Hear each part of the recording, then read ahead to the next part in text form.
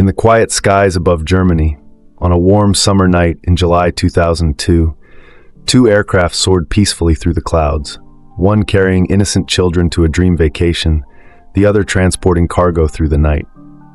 They never should have met. But due to a series of heartbreaking human errors, technical confusion, and a race against seconds, their paths fatally crossed. What followed was one of the most haunting aviation disasters in history. The mid-air collision of Bashkirian Airlines Flight 2937 and DHL Flight 611. This is the full tragic story of lives lost, families shattered, and a chain of events that changed air safety forever. On the quiet summer night of July 1st, 2002, the skies above southern Germany were calm, the stars shining brightly above the tranquil region of Überlingen near Lake Constance. At 35,000 feet, two aircraft were cruising through the same airspace, a Bashkirian Airlines Tupolev Tu-154 carrying 69 passengers, including 45 schoolchildren from Russia on a cultural trip, and a DHL Boeing 757 cargo plane with two crew members. Neither aircraft nor their crews had any idea that they were on a direct collision course, heading toward an irreversible tragedy that would result in the death of all 71 people aboard. This was no simple accident. This was a devastating culmination of human error, miscommunication, and a failed system of trust between technology and human control. This is the story of the worst mid-air collision in European aviation history, a story that shook the aviation world to its core. In Ufa, Russia, excitement buzzed through a group of school children and their guardians as they prepared for a once-in-a-lifetime trip to Spain. These children were top-performing students, winners of an academic competition. Their reward? A cultural exchange and vacation in the sunny resorts of Catalonia. Among them were sons and daughters of government officials and community leaders, as well as the children of ordinary citizens. They boarded the chartered Bashkirian Airlines Flight 2937 with wide smiles, unaware of the cruel fate awaiting them high above Germany. Accompanying them were several adult chaperones, including teachers and parents, all filled with pride and joy.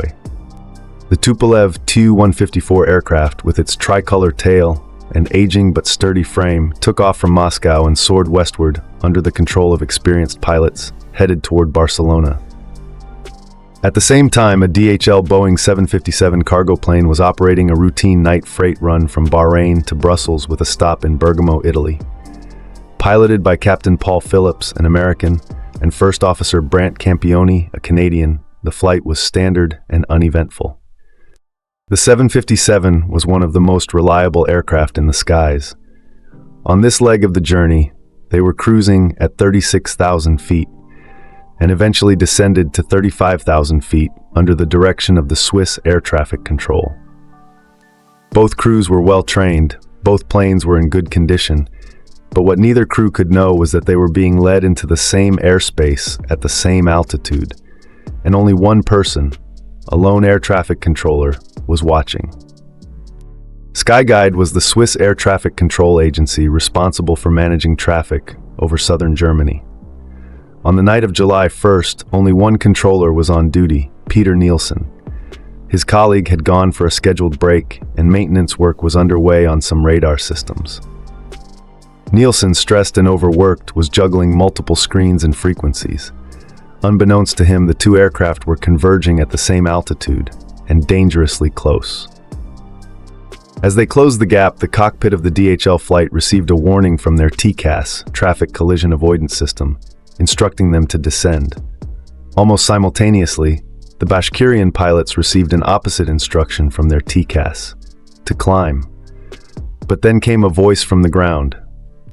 Nielsen, relying on radar that had limited functionality, saw the impending conflict and with urgency ordered the Russian plane to descend. This directly contradicted the TCAS advice.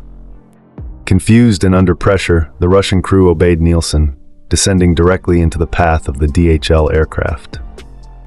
At exactly 23:32 local time, over the town of Überlingen, the unthinkable happened. The tail of the DHL 757 sliced through the fuselage of the Tu-154 at a combined speed of nearly 1,200 kilometers per hour. The impact was catastrophic. The DHL plane, though badly damaged, continued briefly before breaking apart mid-air. The Bashkirian aircraft was shredded, disintegrating instantly. Debris rained down over several kilometers, scattering across fields, forests, and residential areas. No one survived. Emergency services rushed to the scene, but found no signs of life, only burning wreckage and scattered remains. The idyllic countryside had turned into a field of horror. The world was in shock. Russia mourned the loss of its children, so young, so full of promise. Communities were devastated, families shattered, a nation grieved. Germany, too, was horrified. Investigators launched a detailed inquiry. The German Federal Bureau of Aircraft Accident Investigation, BFU, coordinated with international agencies to piece together the tragic puzzle. They found the TCAS systems had worked. Had the Russian pilots obeyed TCAS instead of the air traffic controller, the collision would have been avoided. But in 2002, the authority of air traffic controllers was still considered paramount in many parts of the world, especially in Eastern Europe. Peter Nielsen was not a villain. He was a man failed by a system. Skyguide was criticized for understaffing, poor management, and technical maintenance scheduled during peak hours. But the consequences of this failure had cost 71 lives.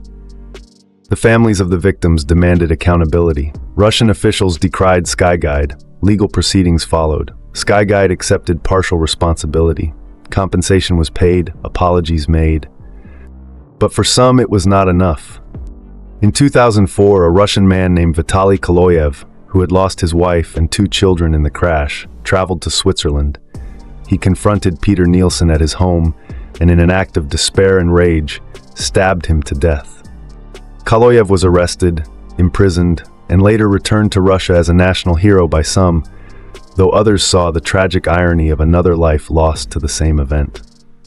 The aviation industry changed after that night. New international rules were enforced. Pilots must obey TCAS over human instructions in case of contradiction. Air traffic control staffing protocols were reviewed and overhauled. Maintenance schedules were adjusted to avoid critical operating hours. Simulator training incorporated scenarios similar to the 2002 crash. Memorials were built in Überlingen and Ufa, commemorating the lives lost. Today, the story of Flight 2937 and DHL 6111 remains one of the most haunting reminders of what can go wrong in a world reliant on technology and human judgment. It is a story of innocent lives lost, of lessons learned too late, and of the thin line between safety and disaster in our skies. The crash of Flight 2937 and DHL 611 stands not only as a technical case study but as a deeply human story. Behind every name was a family, a dream, a life unfinished. And so, in the silence of the sky above Lake Constance, their memory lingers, a tragic chorus echoing forever at 35,000 feet.